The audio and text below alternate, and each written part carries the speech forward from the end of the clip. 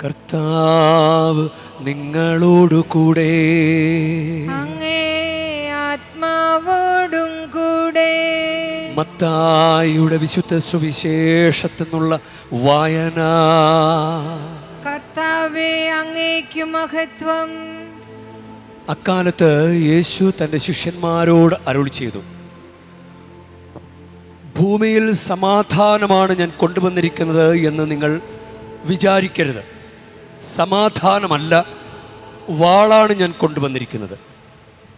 എന്തെന്നാൽ ഒരുവനെ തൻ്റെ പിതാവിനെതിരായും മകളെ അമ്മയ്ക്കെതിരായും മരുമകളെ അമ്മായി അമ്മയ്ക്കെതിരായും ഭിന്നിപ്പിക്കാനാണ് ഞാൻ വന്നിരിക്കുന്നത്.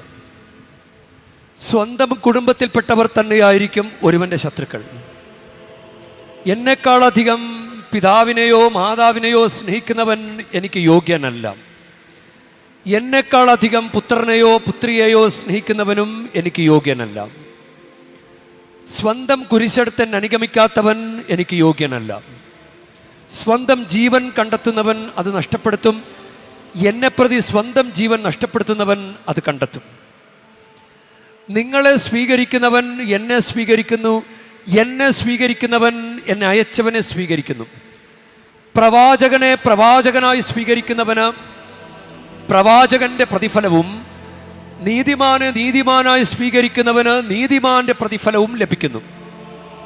ഈ ചെറിയവരിൽ ഒരുവന് ശിഷ്യന് എന്ന നിലയിൽ ഒരു പാത്രം വെള്ളമെങ്കിലും കൊടുക്കുന്നവന് പ്രതിഫലം ലഭിക്കാതിരിക്കില്ലെന്ന് സത്യമായി ഞാൻ നിങ്ങളോട് പറയുന്നു.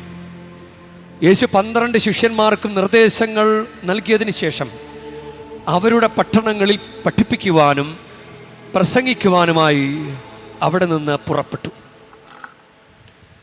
കർത്താവിൻ്റെ സുവിശേഷം. ക്രിസ്തുവേ, അങ്ങേക്ക് സ്തുതി.